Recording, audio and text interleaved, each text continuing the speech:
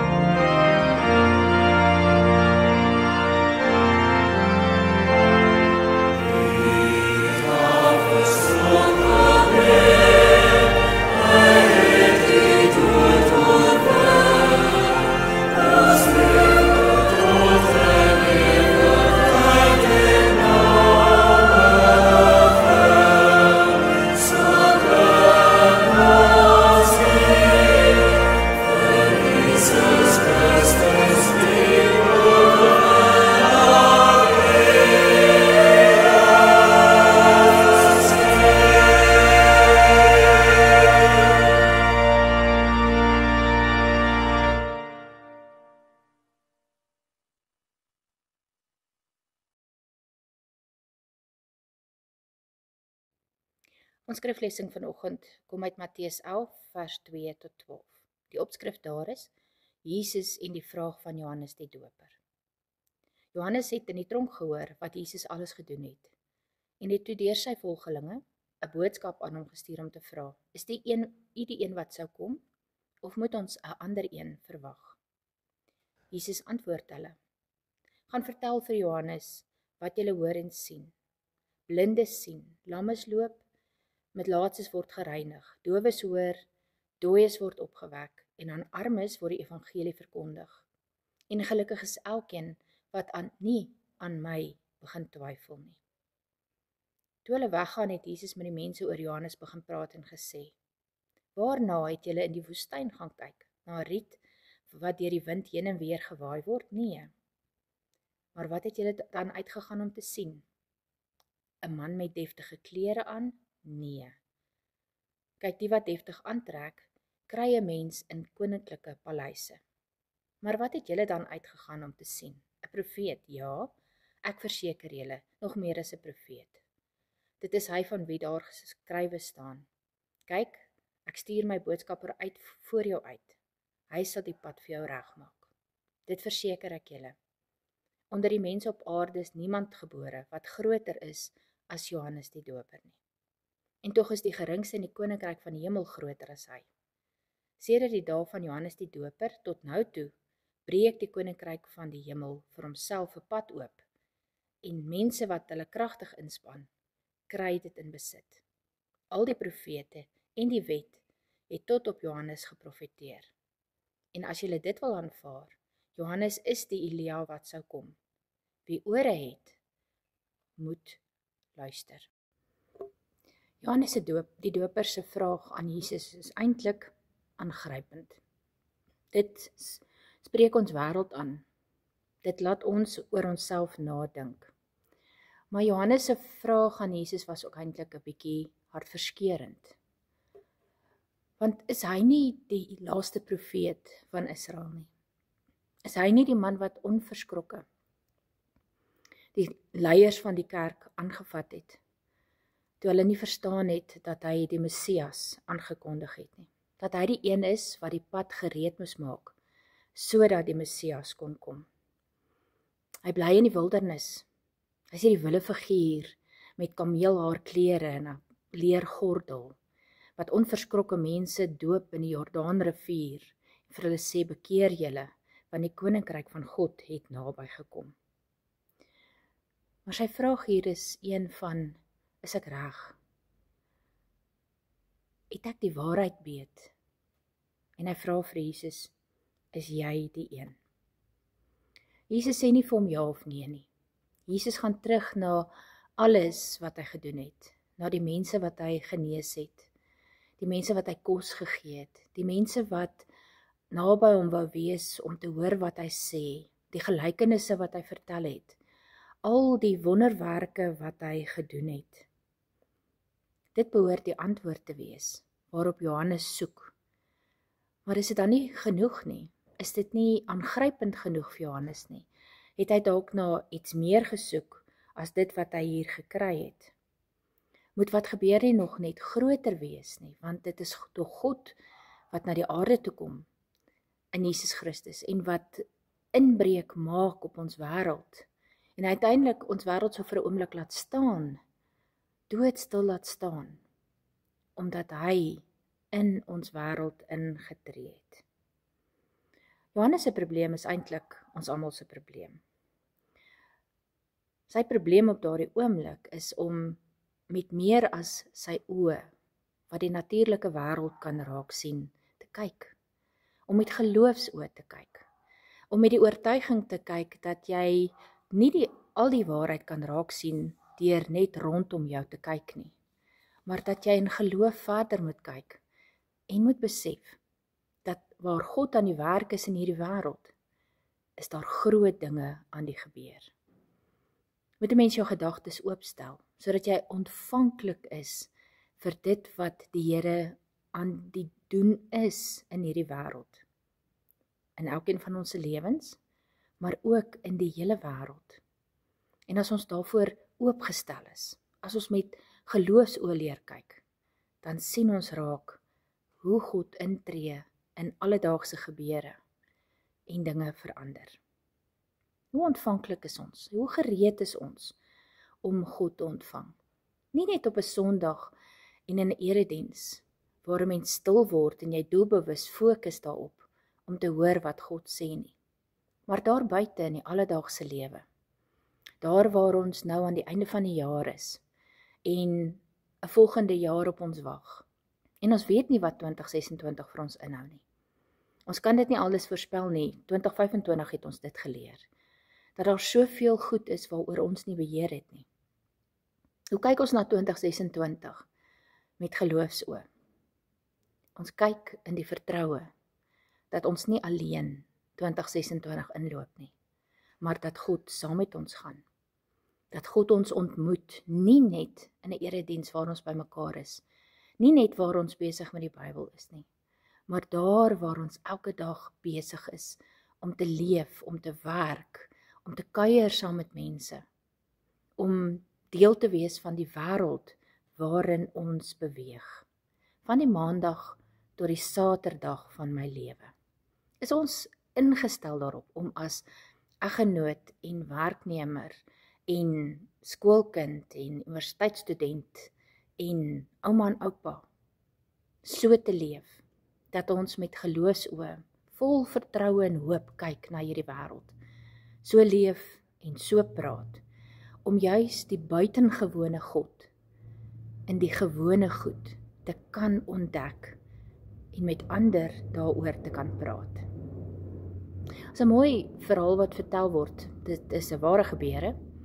Die Washington Post het in Januarie 2007 'n baie interessante eksperiment gedoen. In een van die sneltreinstasies het daar 'n man gesit wat rustig sy viool gespeel het. En hulle het kameras opgestel en hulle het dit afgeneem om te sien wat die mense doen. Die 1000+ pendelaars wat verby hierdie man gaan stap, gaan hoor wat hy doen. En hulle wil kyk of hulle opmerk en of hulle raak sien en of hulle hoor. Die meeste mense het hom geïgnoreer. Hy het vinnig aanbeweeg. Enkeles het gaan staan om te luister. 'n Paar het wel geld in sy vioolkas gegooi. Net nog 'n dag in die metrostasie. 'n Gewone gebeure, want daar's baie sulke musikante wat sit en musiek maak in so 'n metrostasie. Maar dit was nie net 'n gewone dag nie. En dit was nie net 'n gewone man wat daar besig was om viool te speel nie. Dit was 'n baie bekende violis. Sy naam is Joshua Bell. Die week van tevore het hy in Boston met sy Stradivarius, wat 'n baie duur instrument is, vir duisende gespeel, waar die kaartjie so $100 per persoon was. Dis een van die beste en mees bekende violiste in die wêreld. Hier sit hy in 'n metrostasie, 'n plek waar jy hom nie sou verwag nie, met sy dure Stradivarius, en hy speel en niemand, bittermin, verstaan wat hier aan die gebeur is. Twyfel of iemand hom herken het en besef het dat hy die wêreldbekende violis is. En dit laat 'n mens nogal wonder, nie? Dit laat 'n mens nogal vra. Is ons so vasgevang in die alledaagse, in die gewone gebeure, dat ons die buitengewone in die gewone nie meer sien nie? Hoe leef ons as ons dan nou nie God se buitengewone intree in ons gewone wêreld kan raak sien nie?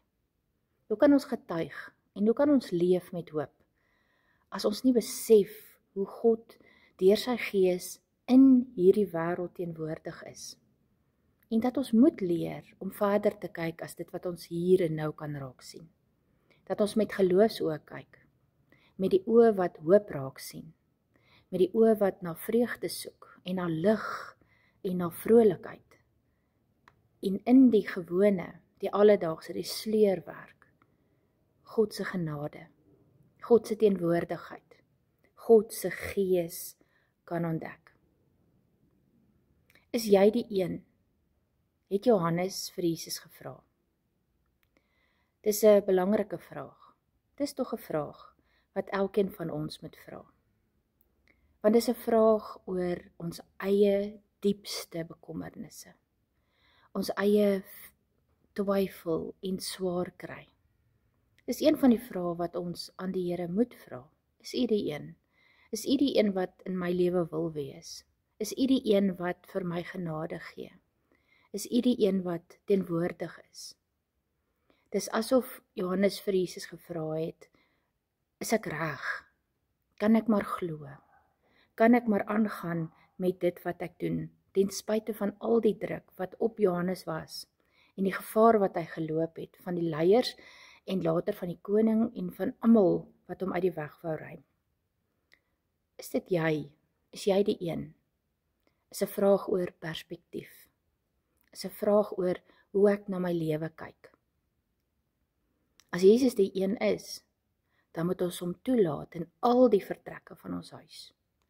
En dan moet ons toelaat dat hy van binne af skoonmaak en regpak en weggooi wat onnodig is en klomp las van ons skouers afhaal en ons nuut maak om saam met hom die pad te loop in 2026. Dis 'n baie belangrike vraag vir hierdie tyd van die jaar. Ook die tyd waarin ons is Epifanie. Daardie tyd net na Jesus se geboorte, waar die boodskap van sy koms die wêreld ingegaan het. Ons moet nie bang wees om te bely dat ons wel twyfel, dat ons swaar kry, dat ons vrae het, dat ons al gewonder het, is U die een? Is U regtig? Is U by my? Is U besig in my wêreld?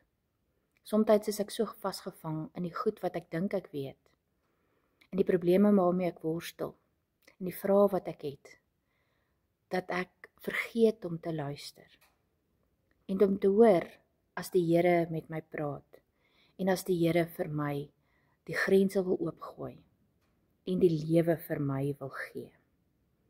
Miskien moet ons leer om weer 'n bietjie verder te kyk, as dit wat ons hier voor ons het. Om regtig 'n bietjie God se prentjie te kan raak sien. Om dit wat hy wil doen, en dit wat hy wil laat gebeur, te kan raak sien, en te kan aanvaar, en te kan gaan leef daarmee. Die Here maak vir ons die grense oop. Dis ons wat ons eie grense wil inperk, wat ons so wil laat vasvang in dit wat ons dink ons verstaan, dat ons nie die buitengewone God se teenwoordigheid kan raak sien in dit waarmee ons besig is nie. En as ons dit besef, dan kan ons bid, Here, help my om verder te kyk, om meer te verstaan, omdat ek weet dat U in ons gewone wêreld is. Johannes se vraag aan Jesus was een van die eerlikste vrae ooit. Want daarmee erken ons eie grense, ons eie twyfel, ons eie vrese. Maar dit kommunikeer ook iets van 'n verlange. Iets van, Here, stap in my lewe in. Here, bring U lig. Maak my anders, maak my nuut. Laat my lewe tot U eer.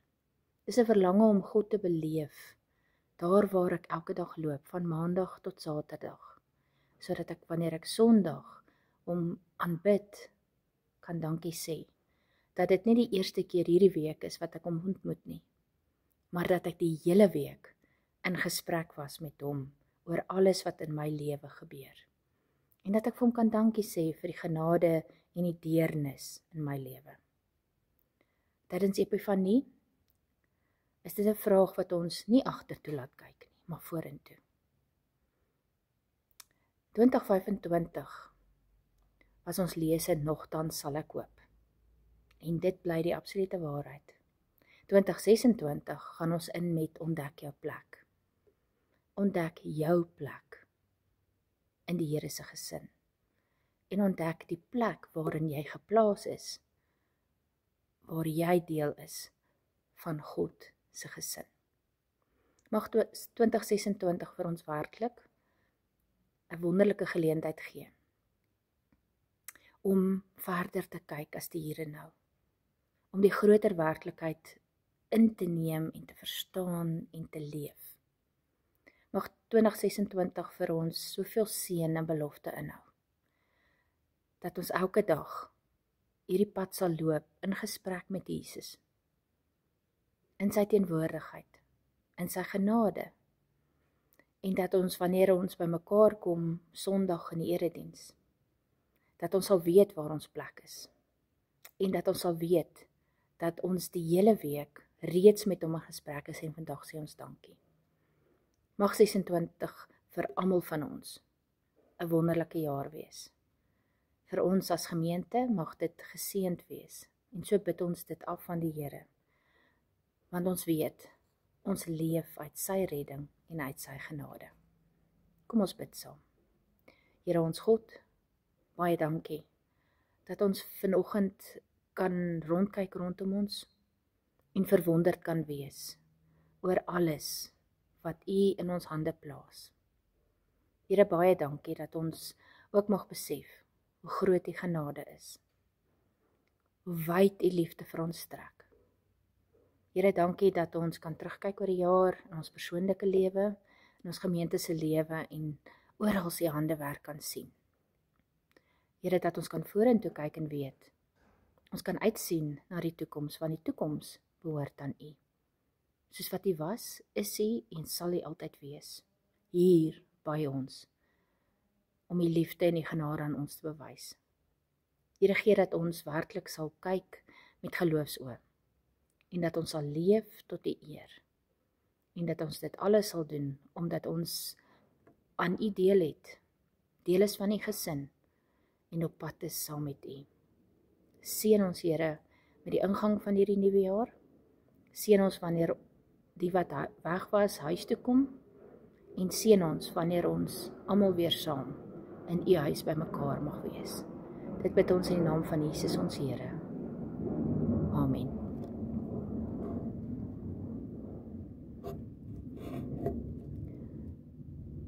Gaan nou uit hiervandaan met die genade van die Here. Mag die genade van ons Here Jesus Christus en die liefde van God en die gemeenskap van die Heilige Gees by ons wees en bly. Amen.